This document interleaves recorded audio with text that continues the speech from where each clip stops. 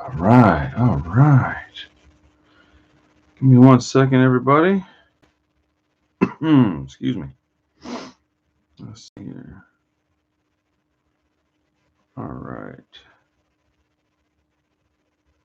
There we go. Plug my stuff in.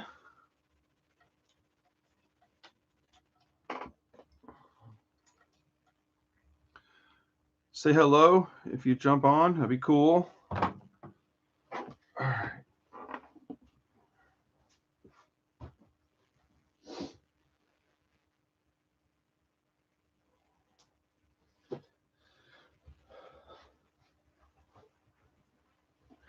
I imagine if Josh gets on here, he'll be freezing his butt off. It's nice and cold outside.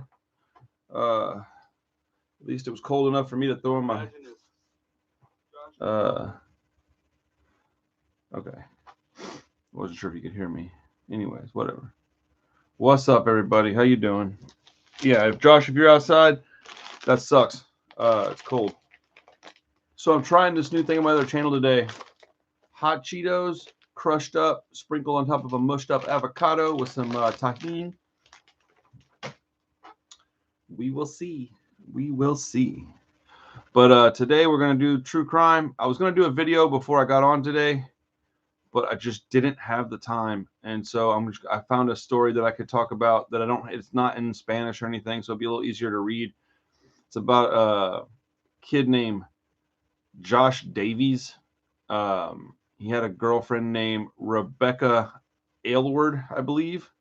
They're both from Wales. And when he was 16, he killed his girlfriend using a rock. Yeah, bro, I'm sorry you're outside in this bullshit, dude. Although I went to the store and your boy wore shorts with flip-flops because that's how I roll. But I walked in and he's like, Dr. Pepper guy. I'm like, what's up, bro? Like fucking Norm from Cheers and his bitch. But yeah, man. Dude, I got a cool video up on my other channel. I did a painting video. Just kind of found some footage and I thought I'd do a video for it. It's kind of cool. It'll be up in a couple hours. Let's see.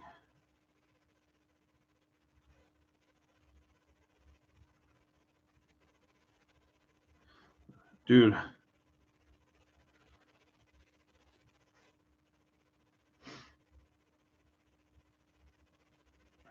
Sorry.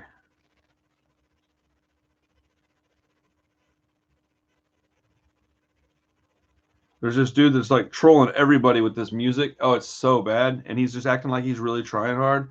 And I know it's a troll job, but it's so freaking hilarious. Okay.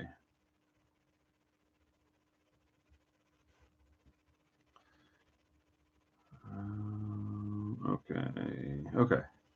Well, I'm going to wait another minute or two. I guess I'll share the link for the live stream. See if we can't get some other people to join us.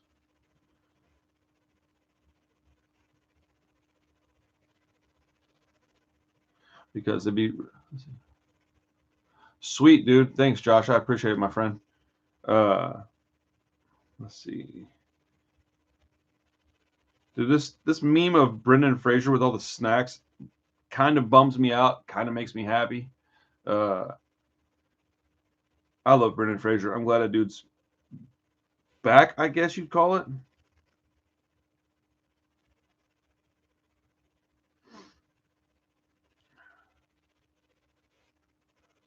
Let's see.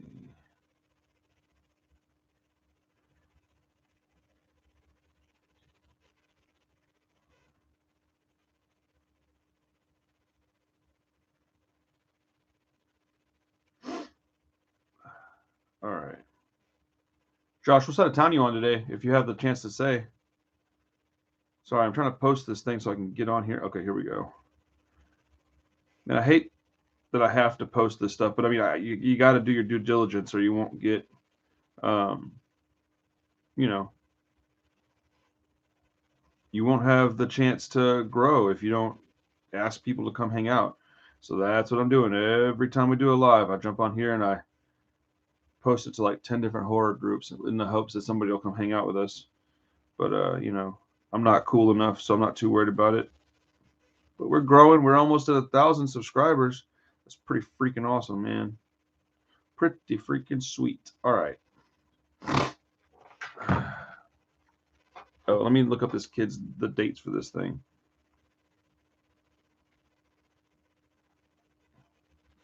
Yeah, dude, in Wales, man, them boys be out there wilding out. Okay, let's see. I can't believe that he was only sentenced. We'll get to that in a minute. Let's see. He's 23 now. Let's see.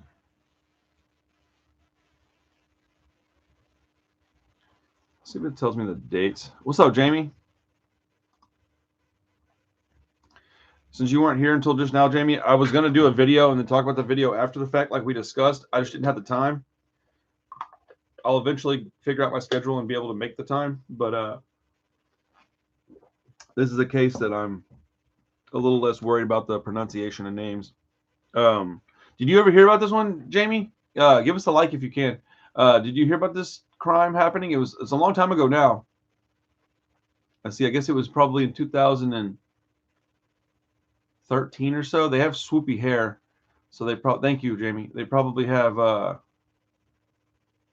yeah, it's 2013 or so. Let's see. Let's just start reading. I wrote the whole thing down. So this is an article that came from a UK publication called The Mirror. It was written by Jane Lavender. She's the associate editor. It came out on June 7th of 2019. So I guess this might have happened in 2011 or something like that. I don't know. We'll read it, see if we can decipher the dates. I just Googled his name. I should have. Let's see. What a horrible story this is. Oh,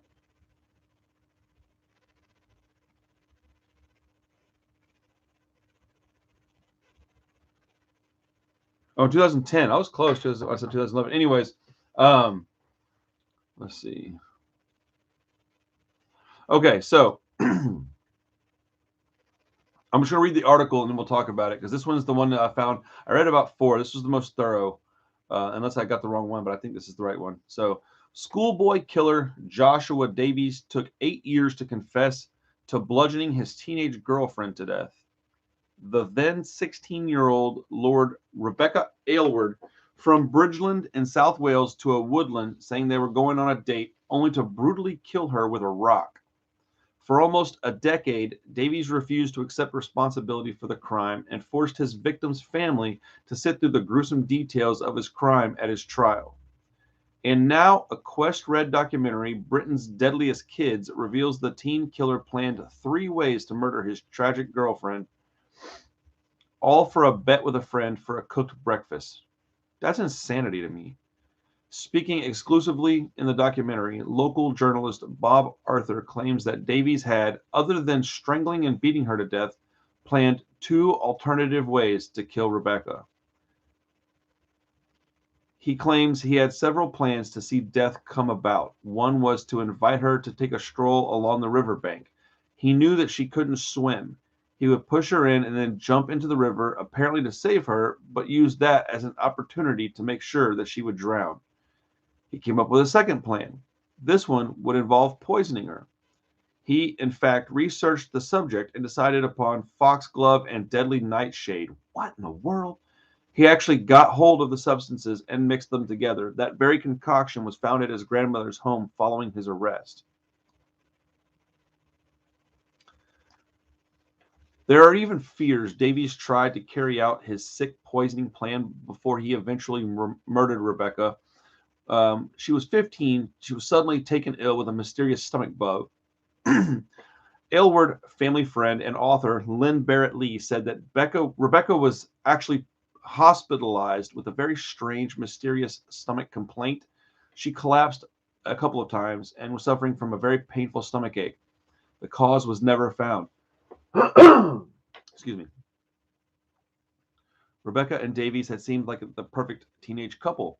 But when police began investigating her murder, it emerged that Davies had been an abusive and controlling boyfriend.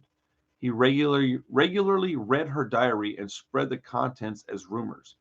Rebecca's best friend, Irving Smith, said Josh would make up rumors about her. There was one where he told people that she was pregnant and then took her aside and said, "You're going to say you are when she wasn't pregnant at all. I always thought it was about control."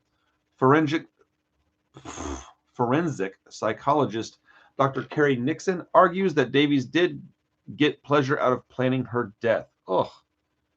She said he was getting enjoyment out of the actual planning of it, not just the murder itself, but how he was going to do it. Even his confession last year, while he is serving his sentence for the crime, caused more pain for the victim's family. At the time, Rebecca's mom, Sonia Oatley, said, "My victim liaison officer called me to her office and said that he finally admitted to killing your daughter. I just sat there looking at her. I wasn't expecting it at all. I was so shocked I couldn't say anything for a few minutes. Apparently, he'd said he needed to see his probation officer, and then he finally confessed to the crime. Nobody else was involved. I'm totally responsible." By pleading not guilty, he put us through the pain of a 5-week trial where we had to listen to every gruesome detail of how she died. She said Davies enjoyed putting us through that ordeal, which probably is accurate. The murder trial in 2011 heard Davies had sent texts to his friends about plans to murder Rebecca. A friend of his offered to buy him breakfast if he carried out with the threat. 2 days before her death in 2010, Davies texted the friend saying, "You may just owe me that breakfast." At the trial, Davies claimed to be innocent. He blamed the murder on near Bridgend, South Wales. He blamed the murder near Bridgend, South Wales, close to Rebecca's family home in Maesteg, on a friend. Okay, should have just said he blamed it on a friend. Sonia said, "Seeing her in the mortuary felt like my heart was being physically torn from my body. I yearned to hold her and kiss her, but I wasn't allowed to.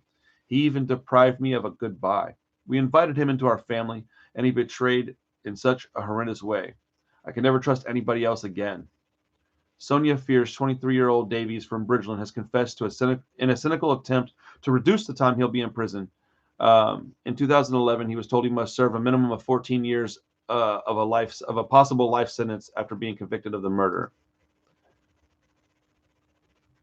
Depends on the breakfast. Did he get? Y'all are fucked up. But no, he didn't get the breakfast.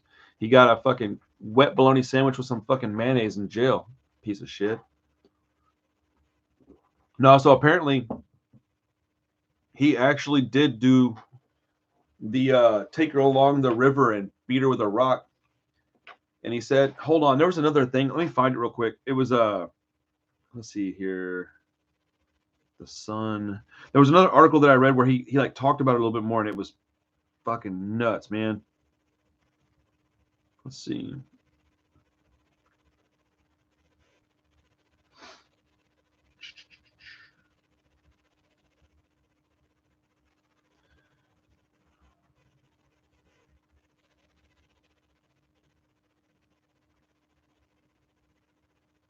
Oh my goodness.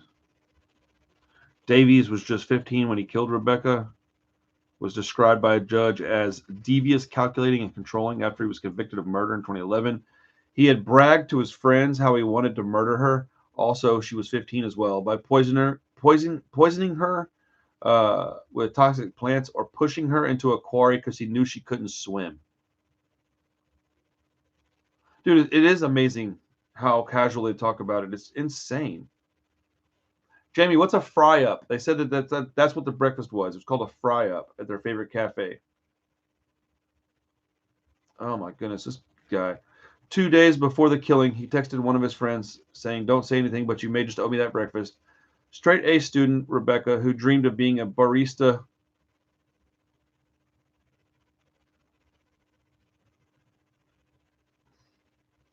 Like what?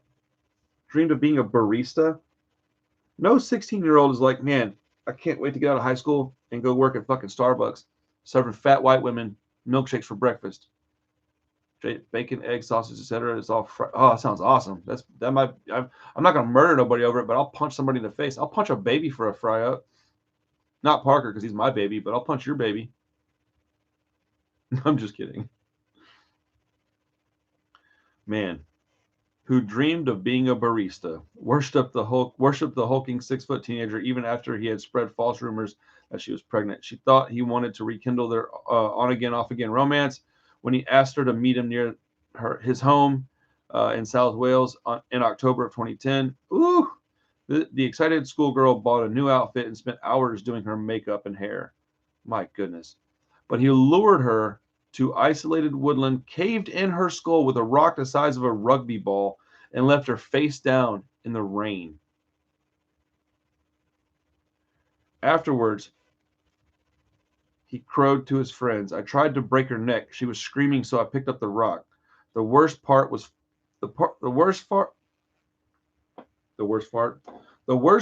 feeling and seeing her skull give away. Davies tried to blame his best friend and showed no remorse as he was detained indefinitely at Her Majesty's pleasure. What does that even mean? Some English shit. The juvenile equivalent of a life term with a minimum of 14 years before he would be eligible for any kind of parole.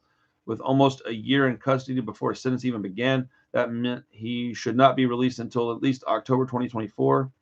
The Ministry of Justice confirmed that he's legally entitled to tariff review after serving half his minimum term, but would only be granted if the courts feel an offender has made exceptional progress while in prison. Sonia, Rebecca's mother, is worried that Davies has confessed in a cynical bid to reduce his prison term and will voice those concerns in a victim statement to the judge. She said, I will tell the judge how Rebecca's murder continues to devastate our lives. Her brother Jack is 16 now, while her sister Jess has turned 21. They were both milestone birthdays without Rebecca. She could have been there. She should have been there. She'd be so proud of them. Davies is an extremely dangerous man, and I truly believe he'll kill again. You know, I mean, I don't have any reason to believe he wouldn't kill again. He had no reason to kill her in the first place. It's not like she was doing something to him. It's not like she was like beating him, or she wasn't the one spreading rumors. I mean, he had no reason. He's just a psychopath. That guy should stay in prison for the rest of his life. He should never get out. Ever, ever, ever. Yeah, I looked up full English breakfast. I'll punch a baby, or at least a toddler, for a... Oh, man. I'll punch a toddler for some fucking bacon and eggs. Terrible. But, yeah, man. That shit blew my mind when I read this. Think about doing that sort of thing. Yeah, like in high school, I wasn't thinking about hurting nobody like that. I was thinking about boobs and psychedelics, weed, punk rock. Actually, I was wearing the same vest. Not the exact one, but it looked almost identical. I was just hanging out, hanging with my friends, trying to do fun things, man. I just can't imagine what it's like to hurt somebody that you, yeah, music. Like I would, yeah, just like that's all I cared about in high school was music, skateboarding sometimes. I had a girlfriend named Dina at a certain point. I really liked her a lot. She was cool, but we moved apart. So we had to stop seeing each other. But like, yeah, I mean, I didn't care about hardly anything. Certainly nothing like hurting anybody. That's absolutely fucking insane to me, man. That's just, I mean, it's absolutely crazy. But yeah, that story's pretty wild, man. When I read that one, it was pretty shocking. I'm trying to find I was thinking about covering a crossover video because I really like that rapper. His name was King Von, and he was murdered in Atlanta, I think in 2020. I was thinking about covering his murder on this channel because it's such a crazy ass story. Like if you really dive into that, it's so crazy. Like this was a short video. This was a short story. It just shocked me because I thought, man, like she was very sweet looking young lady. I mean, you don't know him personally, so you don't know, but she was very pretty and he was a handsome young man. And I was saying, like, dude, you just wasted it all for what, man? Like for what did she do to make you want to hurt her? Like that's what I want to, you know what? Let me look that up. Let me see if he talks to anybody about why he did this. Because I don't let's see.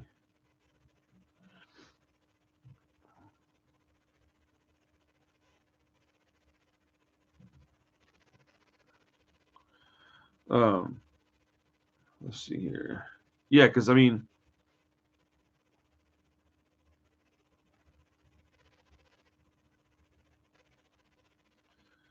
It didn't seem. Let's see. Everything's on the same couple of websites, so I probably won't find anything of note.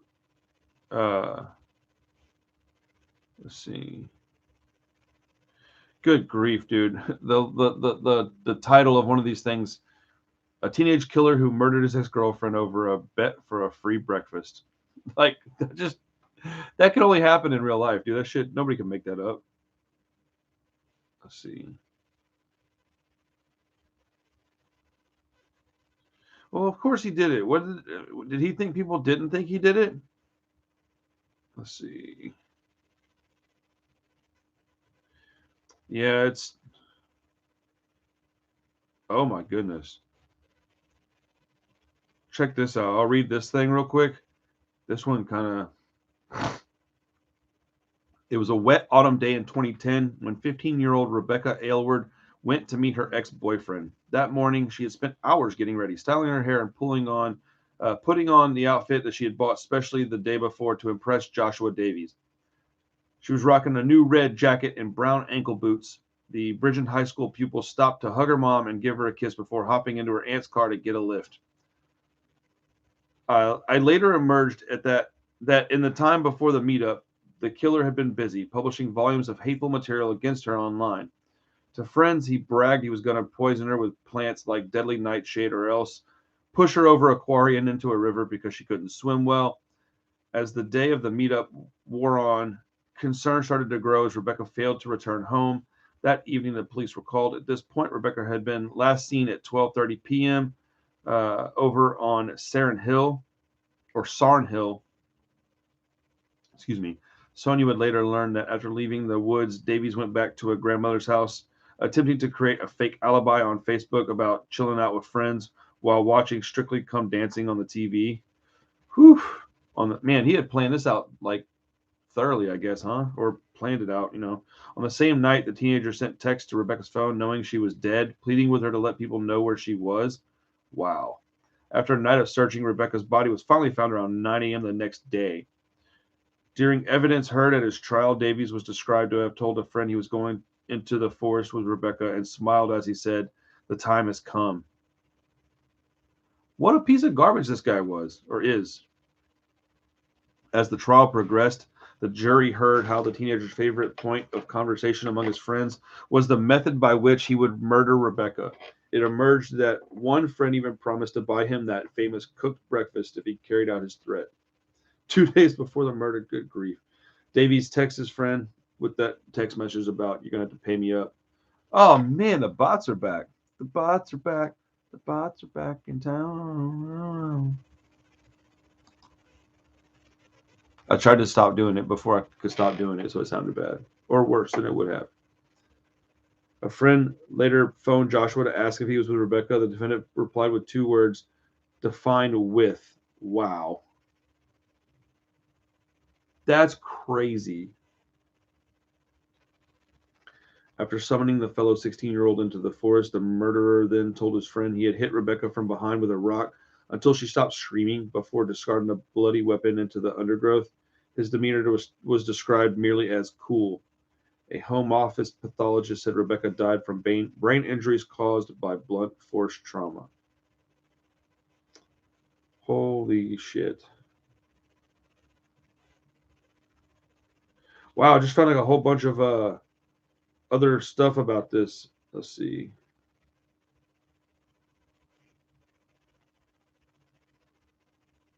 Well, I'm not going to read a lot of it. It's going to be just rehashing the stuff we've already talked about. Damn.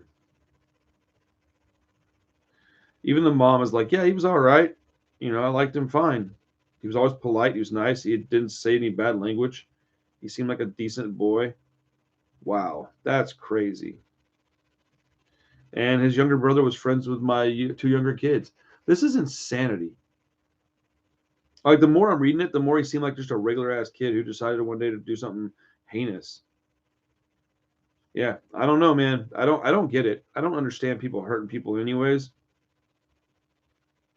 But you know,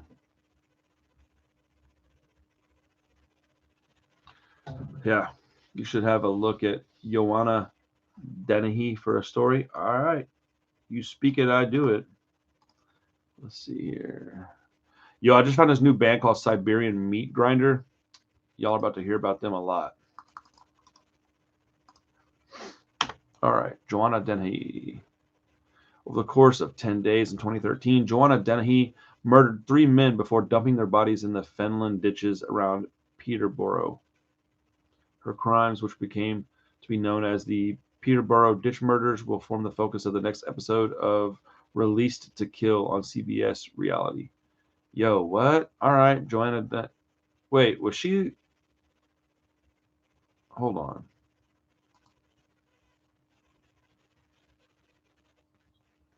Okay, no, there's this like cute girl here in this picture. That's not her. I never understand why pretty people do stuff like that because they've got it easier anyways. Like, why are they hurting people? Damn, that's wild. Well,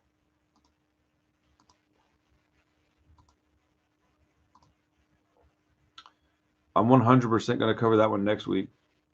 At least I know about it now. Maybe I can get a do this. The Siberian Meat Grinder band is like a cross between Municipal Waste, Iron Maiden, and like I don't know, some kind of hardcore band.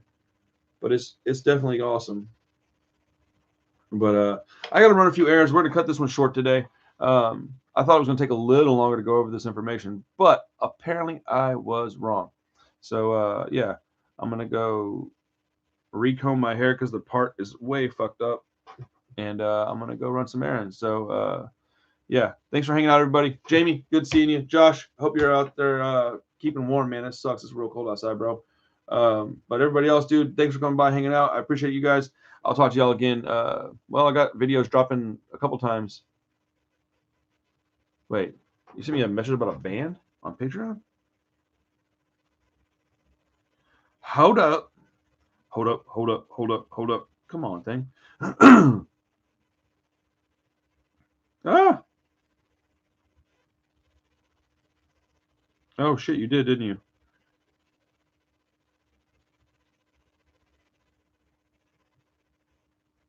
HO9909. Music is a bit hit and miss for me, but dude, I'll check it out. Sweet. Jamie comes with the real shit. That's what I'm talking about. But everybody else, man, thank you for hanging out. I hope this video was at least enjoyable a little bit. I like these videos where I get to read these true crime stories. Eventually, I'll make the time and get the schedule right where I'll be able to make the video first, and then we'll talk about the crime in the live stream later on. So, but yeah, man, I got lots of stuff coming. I got I got 3 top 10 on Tubi lists. I got horror hangout for not horror hangout. We got Chopcast for Darkman. Jamie, do you have Zoom?